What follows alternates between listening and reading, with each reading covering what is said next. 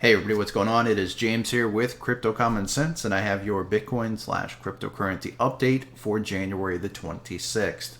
Before I jump into the content, please do me a huge favor, hit the thumbs up button on this video, subscribe to the channel, and don't forget to click that bell icon to get notifications when I release new updates.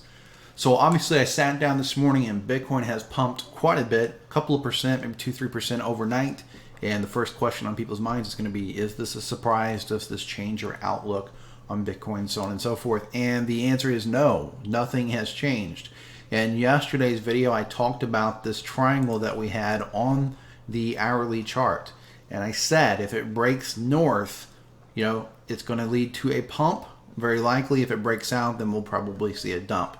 Well, it broke north, and Bitcoin is kind of on my nerves lately because a lot of the trading was happening during the night, so I swapped to nights a few months ago. Then it swapped back to where the volatility was during the days, so I swapped back to days. And now I'm back on days where I'm sleeping at night, and of course now the volatility seems to be coming in at night, which is super frustrating. But that is the life of a 24/7 market. It broke out of this at about 2 a.m., had this big wick. Would not have entered there on that wick. I would have been very nervous if that was a false break. But when you had this next hourly candle basically close as a spinning top right outside of this, that would have been an easy place to go long on Bitcoin on a scalp, not on a positional trade or anything, but on a scalp. And it did what it almost always does when it breaks out of a trend like this or trend lines. It moved up, right? Moved up about 2 to 2.5%. Looks like 2.2%. So again, really, really easy day trade to take. I wasn't awake. It was 3 a.m. my time. My short position got stopped out. It got stopped out at 84.80. Of course, that was well into the profit. I'd already closed 3/4 of it for a really nice gain. And the last quarter that was open from 86.85. So that was about a $200 profit per Bitcoin. So I was totally fine with that. When I sat down, it was up here around 85.50. So what I did was I went ahead and reopened my short, right? Just opened the same short that I closed. Because I still feel like this is basically a bearish retest. Now, let me explain why I think that, and then maybe you'll agree with me, maybe not, but this is my opinion on it, okay? First off, we're already overbought on the hourly. Does that mean we're going back down? Doesn't mean anything. Doesn't mean anything at all. Anytime somebody tells you that you can trade off of, oversold and overbought signals, either they know something I don't, or they just don't understand how to use RSI.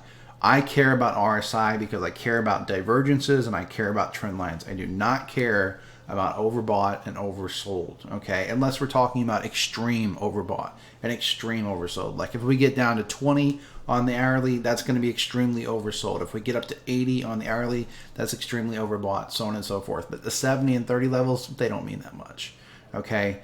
So no, this doesn't make me think it's going back down by itself. However, when I zoom in, you can look at this. This is a very low volume rally. Okay, this is 629 Bitcoin traded on this candle. This was 718 Bitcoin on this candle. Those are hourly candles. We've seen 5-minute candles with way more volume than that. So to me, what is this pump all about? Well, this pump to me is all about getting back up to where the CME closed on Friday. It closed at $8,495. So to me, this just looks like it's getting right back up to that same ballpark so that there's not a gap. Also, when we look at this on a 4-hour chart, let me get rid of some of these lines. It's a little bit cleaner. Same deal. We had this line of support, right? Had a false break under it, and then we had this line of resistance. Well, once it broke above that resistance, that's a signal that it's going to run, okay? And it did. It ran. It ran up about 2% from there. So I don't care about this anymore. I'll get rid of that line. Now the line that I care about on this 4-hour chart is going to be this trend line right here, okay? This downward sloping trend line. I want to use a thinner line so that it's more accurate. And we get something that looks like this. So it could come all the way back up there and retest that, right? We don't know yet, but I will be watching that. What I'm watching on the daily chart is this right here. Now I posted this on Twitter last night before bed, and this is exactly what I'm watching. We have this upward sloping trend line, and we have low volume on this rally, and we have this trend line right here, okay? So what do I think is happening? I think it just came up for a bearish retest. If we look at this, now somebody on Twitter said it looks like it's breaking above it. Sure, it does, right? But this is a daily chart, which means that we have to wait for the close. It can peak above that and then dump $500, or it could peak above that and dump $5,000, right? Or it could peak above that and just take off and just act like a rocket and go into the moon. What I care about is the close, and I do feel like this is probably going to close underneath this line and probably get rejected and go back down. This is a really easy short to invalidate. If we suddenly see this thing go up and have a daily close above this $8,722 level, guess what? That short's no good, okay? Doesn't mean it won't still go down, but it means that my short theory, the reason for my short, has been invalidated, and I'll jump out of that short for a small loss. And I'll actually lose less money than I already made on the previous shorts. So it's fine, right? I'll just give back a little bit of my profit if I'm wrong. However, if I'm right, what comes next is this move down toward, I think, 7,600, okay? At the very least, down toward 8,000 is what I'm thinking comes next. So my risk reward is amazing on this trade, okay? And that's the kind of trade we want to take. We don't care about being right or wrong. I mean, obviously we want to be right, but we want to make sure that any trade we get into is a trade with a really good risk reward. So for example, in this case, you know, if I'm targeting a minimum of 8,000, and if my stop loss is going to be up around 87.22, there you have it, right? My stop loss is actually 87.11. I may move that up a bit based on this daily chart. But essentially what I have there is a 3-to-1 or a little over 3-to-1 risk-reward ratio, or reward risk, really. Okay, I'm going to make 3 times as much if I'm right as I'm going to lose if I'm wrong. And the reality is I'll probably make more than that, because I really do think if we lose this and we start going south, that we're probably going to head down minimum to 7,600. But I think we're going much lower. I think we're going to put in lower low, right? So we end up talking about a 10 or 15 to 1 risk reward. So very, very happy to take that risk. If it doesn't work out, that's fine, okay? But yeah, I'm still bearish on Bitcoin. And it's not because I want to be bearish. I'm going to be totally transparent right now and talk about this for just a second, and then we'll get back to charts. I want to be bullish. I'm tired of being bearish. We've been in a bear market now for 7 months. And if I'm right on this, and this is a true bear market, and this ends up having a capitulation event, and anger and depression and all that, it means it's very likely that we just saw the high for the year in January. Okay, there's statistical data that says that January either ends up being the high or the low for Bitcoin for that year. I do not want this to be the high for Bitcoin, $9,194. That's gonna suck if that's the high for Bitcoin, okay? I don't want to wait another year before we finally bottom out, and then another year after that, another year after that. I don't want to wait 2, 3, 4, 5 years to see Bitcoin go back up to $20,000. I just don't, right? I can make money trading the bear market, but I've talked about this in the past. It's freaking harder, number one. The gains are smaller, number two. And it's just a grind, number three, okay? It's not like a bull market. In a bull market, I can take a lot more days off because my coins are all gaining value passively, right? So it's like, okay, I'm not going to trade today, but I still made X amount of dollars because the market went up. In the bear market, you don't get to do that. It sucks, okay? Also in a bear market, if you take just for easy math, if you take a $10,000 short position, the most you can make on that is $10,000, right? If the thing goes to zero, you're going to make 10 grand, okay? But if you take a $10,000 position in a bull market, the most you can make on that, there's no limit to it, right? And a lot of people don't understand the difference. I mean, think about this. If you take a position, and let's say that you shorted Bitcoin right now where it's at, and it went all the way to zero, how much money would you make? Well, look, you make 100%, right? What's 100%? Well, it's whatever you put in. That's what you'll make back. Put in 10 grand, you'll get 10 grand profit. On the flip side, if I put in 10 grand right here and it goes to 100 grand, how much do I make? Right? I'm just using 100 grand for easy math, right? Or let's just say 20 grand because I can fit that on the chart. Well, it's 132%, right? You can always make more in a long than you can in a short because shorts are automatically capped at 100% gain. And we're not talking about leverage and things like that. We're just talking about straight gains, okay?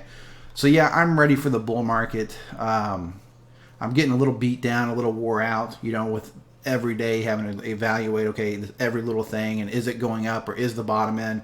It is a little bit tedious, and yeah, it's getting old.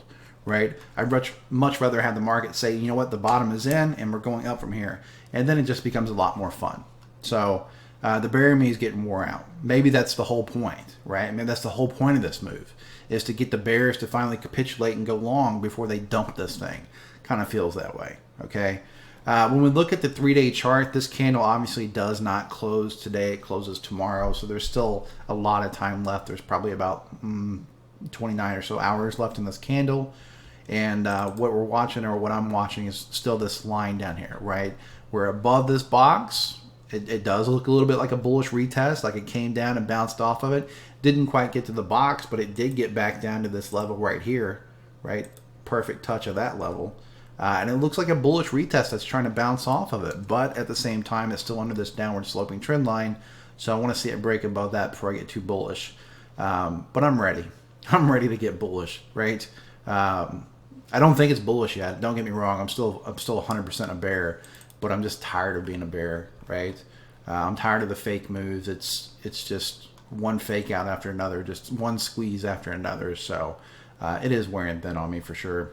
If we take a look at a weekly chart, today's obviously the weekly close. It's going to close in about 5.5 hours from now.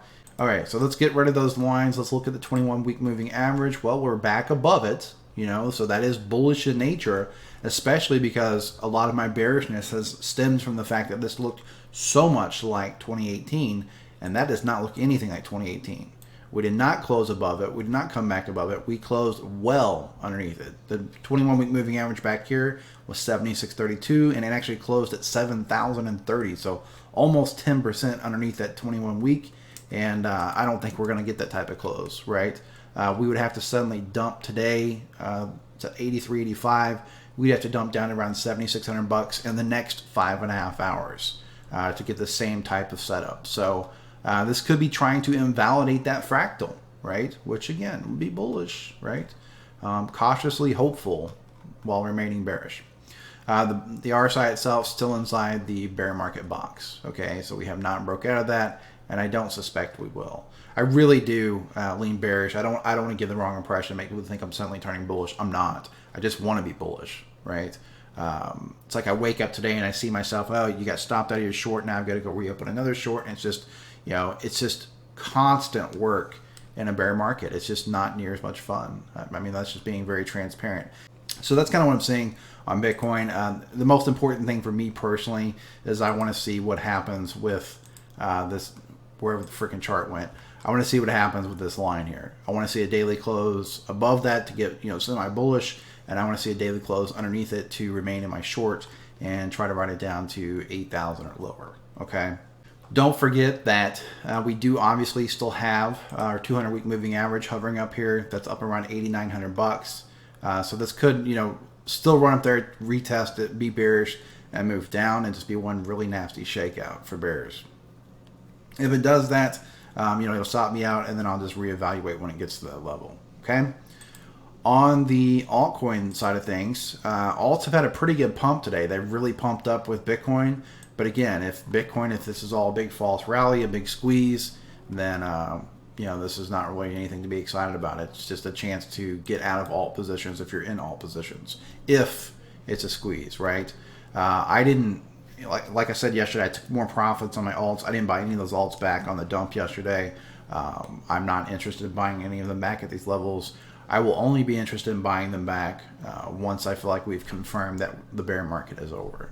So like right now, like EOS is a perfect example. Yesterday I sold some more EOS for 362, right? So it's 363.6 now. So it's like, oh, okay, well you're down 0.5%. So I have no intention of buying that back, right? Not at that level. All right.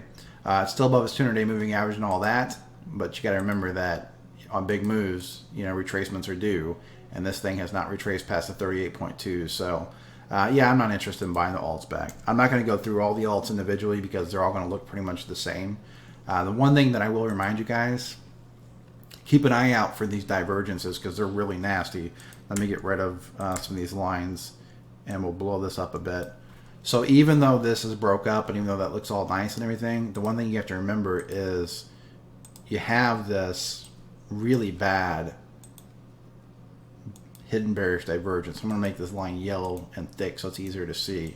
So you've got price making this lower high, and this is on a 3-day chart, while RSI made a much higher high. So that's hidden bearish divergence. It's confirmed. It had a red candle after it. And hidden bearish divergence is a sign that a trend is going to continue. In this case, we're in a downtrend, so it would be a sign that we're going to continue our downtrend. Okay. Also, if you take a look at the way these candles look, before these big moves down, you almost always get the shakeouts. See here, this had actually pumped up to 10.5. It had fallen back down to 9 grand or 89.50. Pumped all the way back up to 90,600 here. Shook out the bears or the weak bears, and then had its big move down.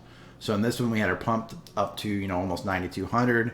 We had a couple of red candles, a couple of moves down, and this is most likely going to be the pump, the shakeout before the big move down. Okay. So obviously I'm still bearish. You can tell by the way I'm talking. I just don't want to be. But that's what I'm watching for, guys. It just looks very, very cliche to me. It doesn't look like anything that's surprising. It doesn't look like, oh my God, Bitcoin is suddenly going up. All of this is very like normal behavior. This is how Bitcoin tends to act before it moves down. It's just shaking people out, right? Shaking out late bears or weak hands and getting overly exuberant bulls to start longing Bitcoin. But the volume, it just isn't telling the same story, right? Volume is not picking up. This is a very low volume rally. So this was a high volume rally, then I would be more bullish, but it's not. It's trash volume. So, and it's on a Sunday, which is never, weekend trading is always suspicious to begin with. So I don't ever trust the weekend trading. Okay. So overall, that's what I'm seeing there. Let's take a quick look at the total market cap for alts. Let's see. I would imagine it's still over its 200-day moving average, probably well above it now. Yeah, it is. So pumped right up off of that, but still looks like, to me, it looks like you got your move up, and then you've got your, almost always when you have a parabolic move, you have the first down, right? You have your big move down, then you have your dead cat bounce, and then you have your true move down, back down to the 61.8 to 78.6 fib levels, right? Very, very cliche. This is just the way markets move, okay? So I think we're probably in that B leg now. You get the same thing back here, right? You get your big move up, your move down, what I would call a B leg, and then your move down, right? So doesn't look all that exciting to me, but it is nice to see it off that 200 moving average a bit. Total market cap. This is daily. This is not total market cap. That's a stock. Let's go to total market cap. So the total market cap, oh wow, interesting. Do you see what it's doing? That blue line is actually its 200-day moving average. Turn volume off. And it just literally came up and retested its 200-day moving average. That's what it's done so far. So, a break above that could be bullish in nature. If it finds resistance there, it's going to be a very cliche. Come on. All right. Down, up, bearish retest, down, right? That's what that looks like. So if I look at this on a log chart, it actually looks like, if we take that first move, it looks like it's actually found support here and it's bounced off of it. And now it's running into that 200 daily as resistance. If we draw this a little bit differently like this, it almost looks like this was resistance that's been cut through, okay? So both of those look fairly bullish in nature. If we take the smaller trend is actually an uptrend on the daily. It's not a downtrend at all. It's actually an uptrend. So if we take the smaller trend, which is from down here up and then our first move back, it looks like it just found resistance up here at this 2 level, this 251, came back down to the 1.27 and then bounced off of it. So it'll be interesting to see if this makes it all the way up to 235 today, or if it stops where it's at and this 200 ends up being, the Great Wall of China that sends it tumbling, right? And again, to me, I'm not an Elliott wave trader, don't understand Elliott waves, not pretending to be, but to me, my very novice Elliott wave eyes, this almost looks like this, and this almost looks like it's going to do something like this, right? Is it an Elliott wave? I don't know. If you're an Elliott wave guy, feel free to chime in. Okay. What I understand about Elliott waves is that they can't come back down into the old waves territory. So, for example, this one stopped right on top of this one. This one stopped right on top of this one. And it does look like 5 moves up. It does look like an A. It looks like a B is trying to form. And then a C on Elliott waves. I do understand the basic rules of this. C is supposed to come back down to, I guess, the 61.8, which will be down here around 192 billion. Okay. Again, if you're an Elliott wave trader and a real one, not a fake one that changes your waves every 5 seconds, but if you're a real Elliott wave trader and you want to chime in, I'd love to hear from you. Okay. But yeah, so far this looks all bearish, guys. If we actually look at a line chart, it's going to be even more easy to see. we actually had a perfect head and shoulders right here, okay? And you had a, turn off my magnet, you had a neckline that looked like this, okay? Actually, it looked more like a sloping neckline, so it would have been more like this. Try to get this perfect. We want to touch there and touch there. Okay, so there's your sloping neckline, and what happens when a head and shoulders is busted? It almost always comes back up to retest the neckline on a bearish retest. What's that doing? It's coming right back up to that neckline. So again, that's bearish in nature, okay? I think I'll go ahead and wrap up there, guys. You know, we're just in this place where we're going to have to wait. We're going to have to wait for the week to close. We're going to have to wait and see what happens when the CME reopens. And really, we just want to watch those lines, right? Is it going to break above that downward sloping line? Remember, when it broke above the hourly line, what happened? It pumped, okay? So if the thing suddenly decides it's going to break and close above the daily line, I would be absolutely shocked if it didn't pump. If it closes above this line, okay, I would be shocked. In fact, if it closes above this line, I would venture a guess that we're going to, at the bare minimum, retest our 200-day moving average. With all that being said, please remember I am literally some guy sitting in a spare bedroom, so nothing in this video is financial advice, nothing in the video is trade advice. You should always do your own due diligence and seek out professional investment advice before making any type of investment in cryptocurrency. If you enjoyed the video, please be sure and give it a thumbs up, subscribe to the channel, don't forget to leave a comment, and don't forget to check the description for links where you can follow me on TradingView, Twitter, where you can join my free Facebook group, and of course where you can join my trading course if you'd like to learn how to trade. This is James with Crypto Common Sense, reminding you to trade safe.